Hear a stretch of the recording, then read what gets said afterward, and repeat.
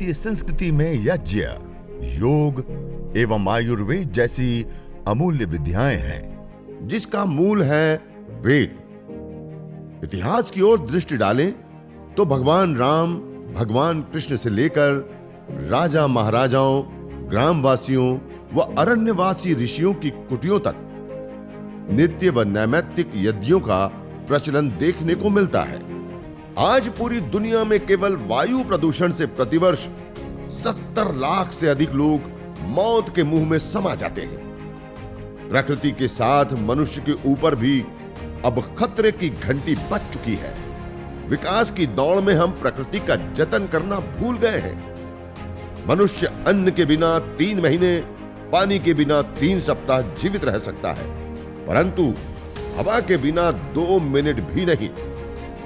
वही हवा जो जीवन देती है, आज जानलेवा हो गई है, जिसका समाधान है यज्ञ एवं वृक्षारोपण।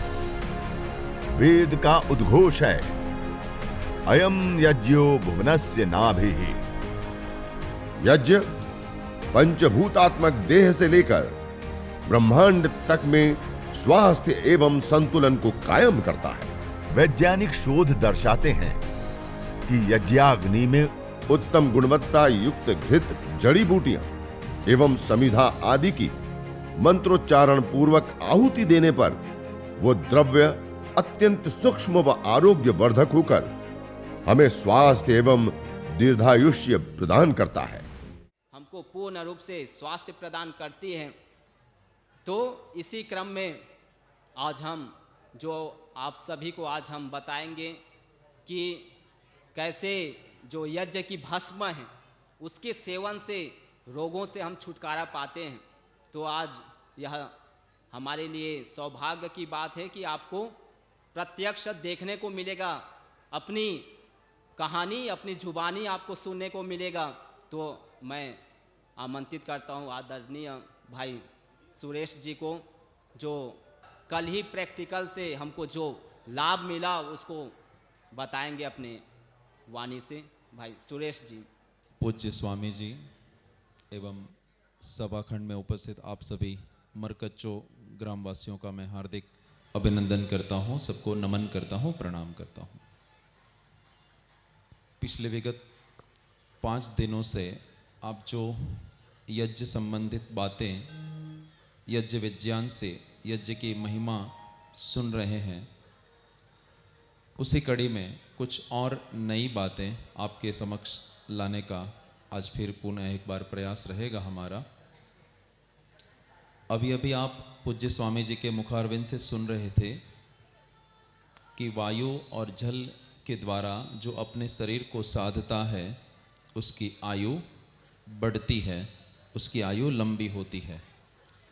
हम भारतवासी रामायण और महाभारत दोनों कथानकों से बहुत गहराई से जुड़े हुए हैं। तो आपका मैं ध्यान आकर्षित करना चाहूँगा महाभारत के कथानक पर। आप सभी ने महाभारत की किस्से और कहानियाँ सुने होंगे, टीवी पर आदि देखे भी होंगे। महाभारत काल में जो कौरवों और पांडवों की सेना में 2 पक्ष विभाजित थे, उन दोनों ही पक्षों में ऐसे अनगिनत लोग थे जिनकी आयु 150-200 वर्षों से अधिक थी और वह रणभूमि पर पूरे दिन पूर्ण पुरुषार्थ से योद्धा बन के लड़ाई करते थे।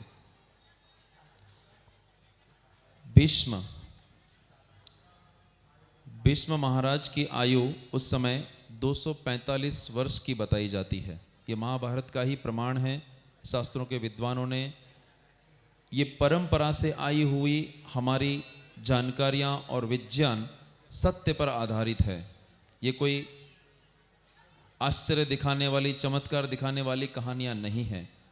ये जमीन से जुड़ी हुई भव्य ऐतिहासिक घटनाएं हैं। आज भी इस विषय वस्तु के कई प्रमाण हमारे सम्मुख प्रस्तुत हैं। मैं आपसे पूछना चाहूँ, हमें अपने पिताजी के पिताजी, उनके पिताजी की जन्म तिथियां याद नहीं होगी। यदि मैं प्रश्न करूं आपसे कि आपको अपने दादाजी की जन्मतिथि याद है? तो कितने लोग हाथ खड़ा कर सकते हैं? अपने दादाजी की जन्मतिथि याद हो ऐसा एक भी व्यक्ति है यहाँ पे? दादाजी के पिताजी की पूछेंगे तो असंभव हो जाएगा ना। हमें स्वयं अपने 4 पीढ़ियों के अपने पुरखों की जन्म तिथियां याद नहीं है, लेकिन भगवान श्री राम और योगेश्वर कृष्ण जी की जन्म तिथियां आज भी हम प्रति वर्ष इतने हजारों लाखों वर्षों के बाद मना रहे हैं। आपका और सरल कर दूं इस बात को, हम रामनवमी मनाते हैं ना, ये क्या है? भगवान रामचंद्र जी का जन्म दिवस है। और हम जन्माष्टमी के रूप में भी भगवान श्री कृष्ण की जन्म तिथि भी मनाते हैं। इन दोनों महापुरुषों की जन्म तिथियां आज तक हमारे दिमाग में, हृदय में अंकित है। ये परंपरा से चला हुआ इतिहास है, सत्य है, वो वास्तविकताएं हैं। उन्होंने अपने जीवन के उन महान कार्यों से अपनी प्रतिभा, अपना व्यक्तित्व इतना महान ऊंचा बनाया कि आज हम उसे भगवान की तरह उन महापुरुषों को याद रखे हुए हैं। उनके जीवन की सारी घटनाओं को हम मस्तिष्क में संजो के रख पाए हैं। तो ये महाभारत काल की जो बात मैं कर रहा था, महाभारत के जितने भी योद्धा थे, चाहे वो भीष्म पितामह हो या महाराज कृष्ण हो या द्रोणाचार्य हो, ये सभी के सभी लोग 150 से 250 वर्ष की बीच की आयु के थे। वो याज्ञिक जीवन जीने वाले, वैदिक जीवन जीने वाले, सात्विक प्रवृत्ति में अपने आप को दिनचर्या में रखने वाले, वो जमाना था जिसकी वजह से वो योग की दिनचर्याओं से योगी अपने शरीर को जिस प्रकार से तपाते हैं, वैसे केवल योगी ही नहीं अपितु गृहस्थी जन भी अपनी आयु को बढ़ाने की सारी वो वैज्ञानिकताओं को जानते थे। प्रतिदिन बिना यज्ञ किए कोई भी व्यक्ति अन्न का एक निवाला भी अपने मुंह में नहीं लेता था। इसी कारण से उनकी आयु इतनी लंबी होती थी। भगवान कृष्ण के विषय में कहा जाता है, महाभारत काल में जब वो यात्रा करते रहते थे, जहाँ पे संध्या होती थी, वो सुबह से निकले हैं यात्रा में, जहाँ शाम होती थी, दिन ढलता था, दिन छुपता था, उसी समय अपने सारथी को आदेश करते थे कि आप रथ को यहीं पे रुका दीजिए, और वो जमीन पर उतर के आसन लगा के वहीं संध्या और अग्निहोत्र करने लग जाते थे। तो यज्ञ की परंपरा कोई नई नहीं है। भारत की ये मूल परंपराएं हैं। भारत के अध्यात्म का ये मूल, सनातन धर्म का ये मूल केंद्र बिंदु है यज्ञ और योग। और इसी मूल भारतीय संस्कृति को, इसी वैदिक परंपराओं को, इसी ऋषियों की परंपराओं को पुनः पूरे भारतवर्ष में ही नहीं अपितु संसार के प्रत्येक मानव को इससे लाभान्वित करने के लिए पूज्य महाराज श्री स्वामी रामदेव जी ने ये अपना एक अभियान शुरू किया हुआ है। आप सब इससे अवगत हैं कि योग की ज्योति और आयुर्वेद की महिमा पिछले 20 से 25 वर्षों में पूरे संसार में किस प्रकार से स्थापित हुई, और भारत को इस दोनों परंपराओं का गौरव और सम्मान प्राप्त हो रहा है। इसी कड़ी में, इसी श्रृंखला में अगली जो वस्तु है, जो मूल आधार है भारतीय ऋषि संस्कृति का, जिसे यज्ञ कहा जाता है, जिसे हम हवन, होम आदि के नाम से, अग्निहोत्र के नाम से जानते पहचानते हैं, उस विद्या को और सरल, छोटा और अधिक सीमित करके, कम से कम छोटे से छोटा व्यक्ति भी उस विद्या को कैसे कर सके, उस विद्या से कैसे अपने आप को लाभ पहुंचा सके, इस मूल उद्देश्य से उस यज्ञ विधि को, हवन विधि को बहुत छोटा और सरल बनाया गया है, जिससे कि प्रत्येक व्यक्ति इस कार्य को सरल कर सके, सरलता से कर सके, कम से कम समय लगे, कम से कम खर्च लगे और लाभ उसे पूरा का पूरा मिले। इस तीनों मापदंडों के ऊपर ही इस प्रक्रिया को विकसित किया जा रहा है और प्रसारित किया जा रहा है। आइए आने वाली अगली कड़ी में मैं आपको अपनी बात को आगे बढ़ाते हुए ये जानकारी देना चाहूँगा कि हमने इस यज्ञ चिकित्सा से हवन और हवन के अंतर्गत चिकित्सा करके किन किन रोगों में कैसे कैसे रोगियों को ठीक किया है, इस विषय पे आपकी प्रेरणा के लिए मैं ध्यान आकर्षित करना चाहूँगा। एक रोगी ब्रेन ट्यूमर का, ब्रेन ट्यूमर आपकी भाषा में कहें तो मस्तिष्क का कैंसर, दिमागी कैंसर, जिनके दिमाग में गांठ हो जाती है और वो गांठ भी कोई सामान्य नहीं, कैंसर के कीटाणुओं की गांठ थी। डॉक्टरों ने जांच करके, ये किस्सा है मुंबई नगर के टाटा अस्पताल का। यदि आप में से कोई सज्जन मुंबई गए हो, टाटा हॉस्पिटल का नाम आपने सुना हो। एक बहुत बड़ी आधुनिक अस्पताल है और भारत में ये पहली अस्पताल है जहां कैंसर की चिकित्सा शुरू हुई। आज उस अस्पताल में रोगियों की लाइन इतनी लंबी होती है, कई मंजिले की इमारत है, 20-25 मंजिले की इमारत है ये अस्पताल। वहाँ जीने पर, सीढ़ियों पर लोग चिकित्सा के लिए कतार में बैठे मिलते हैं। इतनी व्यापक कैंसर की बीमारी पूरे भारत में फैल चुकी है। यदि आपको ध्यान हो, इसी प्रकार की एक अस्पताल जयपुर में भी है। पंजाब से एक ट्रेन चलती है जयपुर के लिए, कैंसर अस्पताल के लिए। उस ट्रेन का नाम ही कैंसर एक्सप्रेस रखा गया है। प्रसिद्ध है, कैंसर एक्सप्रेस नाम तो नहीं है, लेकिन अधिकांश कैंसर के रोगी उस ट्रेन में चिकित्सा लेने जयपुर आते हैं।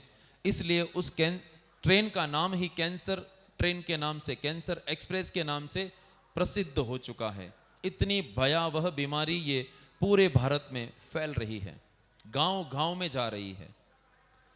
आपको शायद आश्चर्य होता होगा मेरी बातों से कि गांव में तो स्वस्थ जीवन शैली है, खान पान ठीक है, वायु ठीक है, जल ठीक है, तो कैंसर की बीमारी गांव में कैसे आती है? ये कैंसर की बीमारी हम अपने हाथ में लेके घूमते हैं। यहाँ पे कृषि का विस्तार है, हालांकि किसी यहाँ पे इतनी उन्नत या विकसित मुझे दिखाई नहीं पड़ती, फिर भी आप सब लगभग कहीं ना कहीं प्रत्यक्ष या परोक्ष रूप से कृषि कार्य से जुड़े हुए सभी ग्रामीण जन हैं।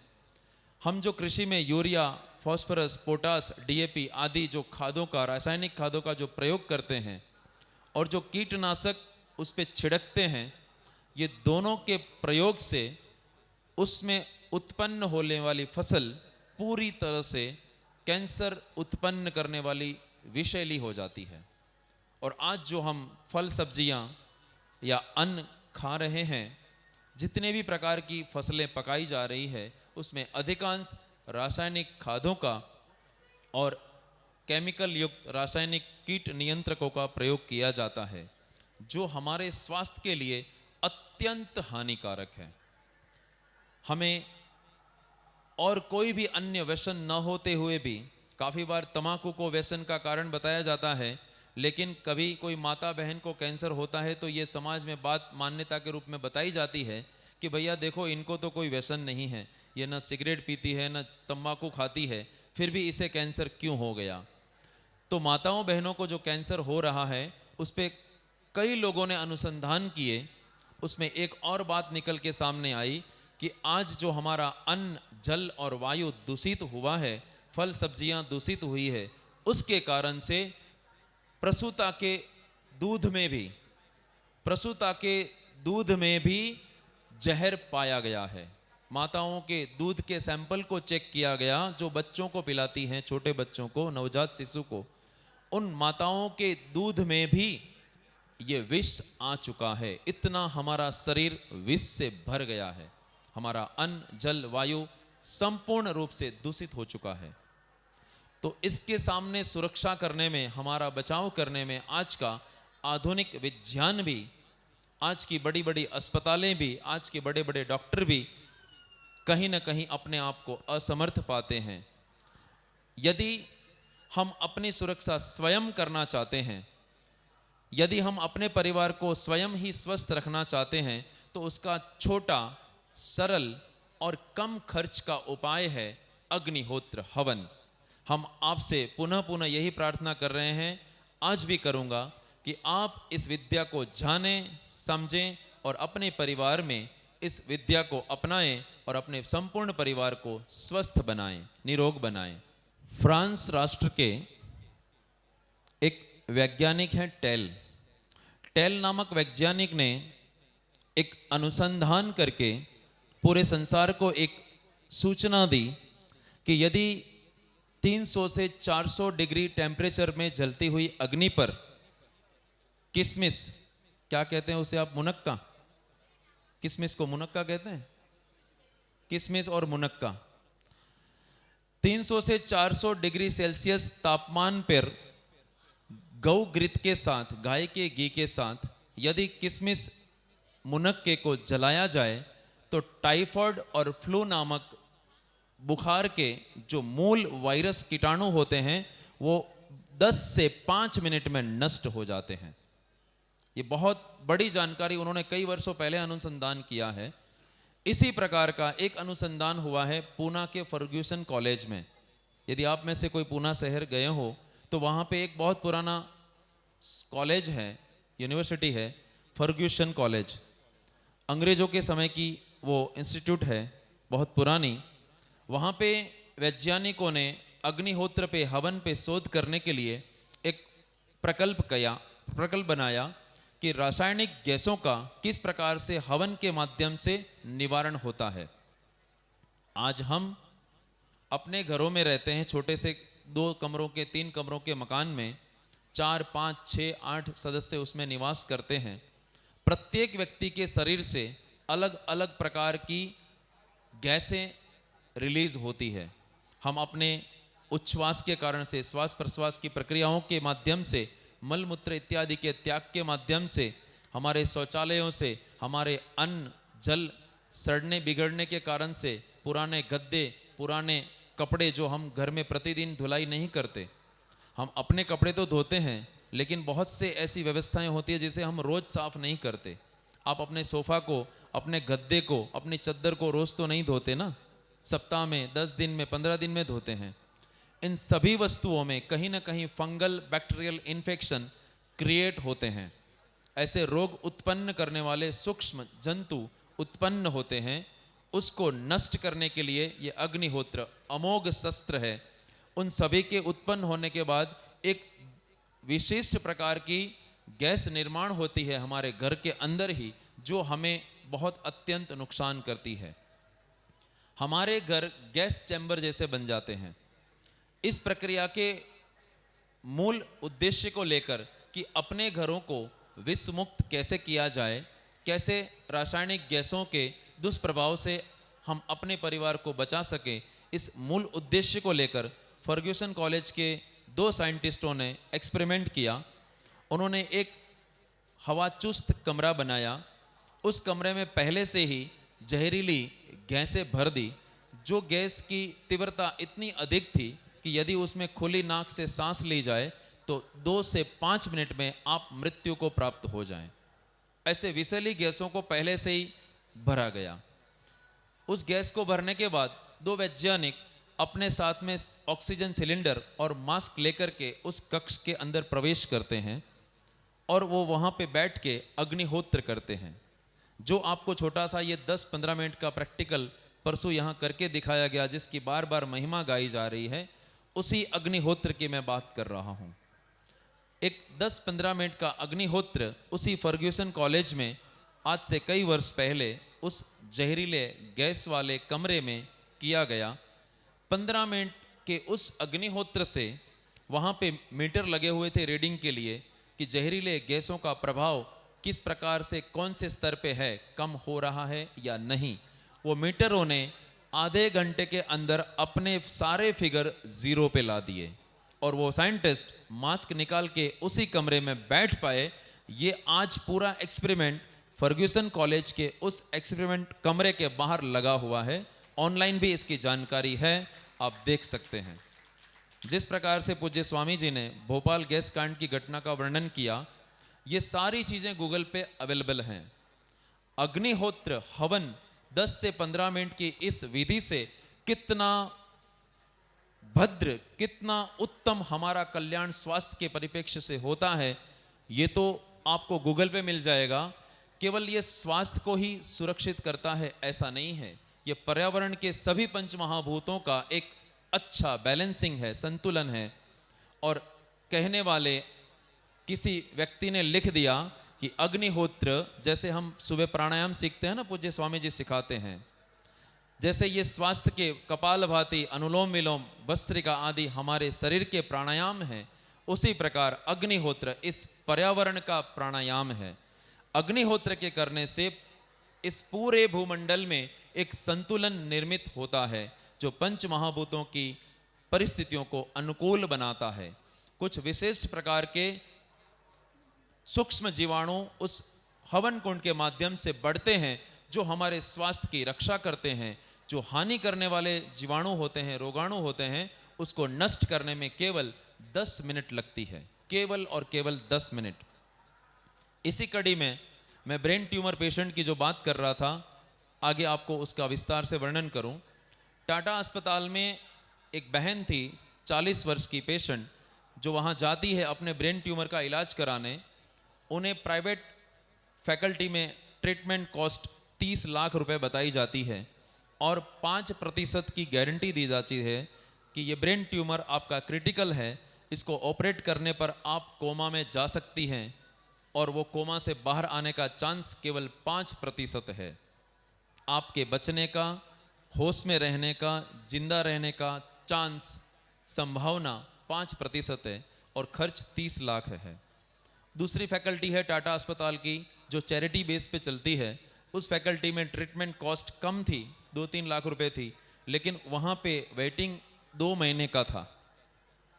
इस माता ने अपने मुंबई के रिश्तेदार के पास 2 महीने इंतजार करने के अलावा कोई विकल्प न होने से उन्होंने अपने रिश्तेदार, बहन थी उनकी, उनके पास इंतजार करना उचित माना। वो रुक जाती है बम्बई में। बम्बई में वो जब 2 महीने रुकी थी, उसकी स्थिति दिन ब दिन बिगड़ती जा रही थी। ट्यूमर 25 सेंटीमीटर का था। 25 सेंटीमीटर की एक गांठ उसके मस्तिष्क में थी। उसके पास एक पेट स्कैन करके रिपोर्ट आती है। कैंसर को डायग्नोस करने के लिए पेट स्कैन, जैसे सिटी स्कैन होता है वैसे पेट स्कैन होती है, एक रिपोर्ट जिसमें वो सारा कुछ निर्धारित हो चुका था कि यह कैंसर है, इनको कैंसर की गांठ है और वो 25 सेंटीमीटर की है। ये सारी अन्वेषण हो चुके थे। उसके बाद वो माता की स्थिति प्रतिदिन बिगड़ती जा रही थी। देखने में कठिनाई, चलने में कठिनाई, वो बिल्कुल अनबैलेंस हो गई थी। 2 लोग उसे पकड़ के चलाते थे। शौच आदि के लिए जब उसे बाथरूम जाना होता था, टॉयलेट जाना होता था, 2 व्यक्ति उन्हें पकड़ कर चलाते थे। ऐसी स्थिति में वो आ चुकी थी, लेकिन उनके पास आर्थिक व्यवस्था न होने के कारण से, धन के अभाव में वो कोई चिकित्सा नहीं कर पा रहे थे।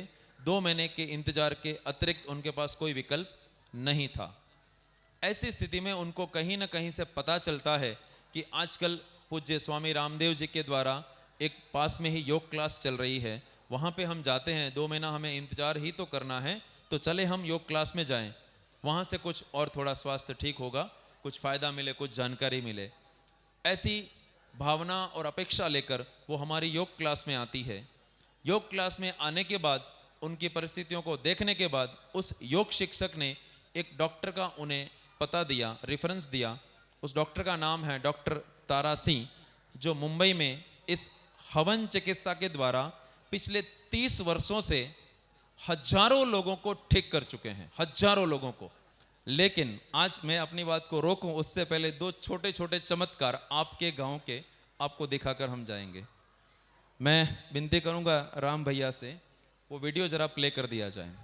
आपको पिछले दिनों में हमने बताया कि अग्नि संसार का सर्वोत्तम सूक्ष्म पदार्थ है। हमने आपको क्या बताया कि अग्नि सबसे सूक्ष्म पदार्थ है जो पत्थर में, लोहे में प्रवेश पा जाती है। इस बात को समझे थे आप? आप लोहे को यदि अग्नि में डाल देंगे तो लोहा कैसा हो जाता है? लाल हो जाता है, गर्म हो जाता है। लोहे का लाल होना, गर्म होना क्या बात दर्शाता है? कि अग्नि लोहे के कण कण में पहुंच गई और लोहा एकदम अग्नि जैसा लाल हो गया। पत्थर में आप खीला ठोकेंगे तो नहीं जाएगा, पत्थर में पानी डालेंगे तो अंदर नहीं जाएगा, ऊपर ही गीला होगा। लेकिन अग्नि पत्थर के अंदर प्रवेश पा जाती है, इतनी सूक्ष्म है। हमारे पाचक सूरज जी को हमारे यज्ञ की चिकित्सा दी। उनकी जो पीड़ा थी, उनकी क्या रोग था, उसमें कैसे परिणाम मिला, क्या प्रभाव हुआ, एक ही दिन में क्या परिणाम मिला है, आपको कल बताएंगे। तो कल आप प्रार्थना करते हैं कि समय से पधारें। अपना समय हमें देंगे तो हम आपको कुछ और ज़्यादा बता पाएंगे। तो आप समय से आएँ, हम समय से कार्यक्रम शुरू करेंगे। आज यहीं पर मैं अपनी बात को विराम देता हूं। इति ओम सम। आइए समापन की ओर चलते हैं। करके ये यज्ञ मेरा सौभाग्य खुल गया है, जीवन की हर घड़ी में आनंद घुल गया है। तो ऐसी यह जो यज्ञ की परंपरा आपने भाई सुरेश जी से सुने, इसको हम यहीं पर आइए विराम देंगे। सभी मेरे साथ लंबा गहरा श्वास के साथ ओमकार का उच्चारण करेंगे।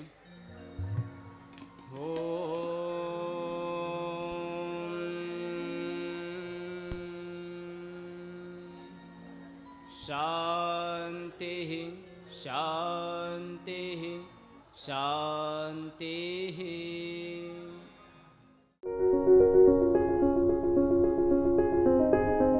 हरिवंश शुक्ला जी हैं थाने में, उनको हमने बोला माथेरान शिविर में आप आइए। बोले हमारी धर्म पत्नी 2 साल से बहुत बीमार है, उनको छोड़ के हम नहीं जा सकते हैं।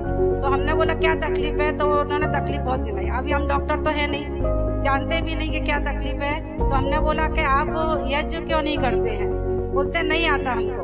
तो हमने बोला हम आकर सिखाएं आपको, हम बताएं जितना हमको आता है। तो हम बताते हैं, सब सामान भी लाए। तो बोलते अच्छा लाए। तो वो उन्होंने बताया घर जाकर कि उनकी पत्नी को जो तकलीफ है मनके में, उनको D11 और D12 के बीच में उनको इन्फेक्शन हुआ है। और जब भी उन्होंने डॉक्टर को दिखाया तो डॉक्टर ने उनको बताया इस बीमारी को ठीक होने को 3 से 4 साल लगेंगे। तो हमने बोला ठीक है, हम योग तो आप कर ही रहे हैं और योग उनको कराइए और इनको ये यज्ञ आरंभ कीजिए। तभी उन्होंने यज्ञ आरंभ किया और 6 महीने के बाद उनको उसको पूर्णतः आराम मिल गया। जो इन्फेक्शन था डॉक्टर ने बताया कि इससे टीबी होने की संभावनाएं ज़्यादा है। तो उन्होंने अभी 6 महीने के बाद जब उनकी रिपोर्ट निकाली तो वो पूरा एकदम ठीक हो गया है और 6 महीने में उनको आराम मिला। डॉक्टर ने बोला अब ये पूर्णतः स्वस्थ है। तो ऐसा लाभ है।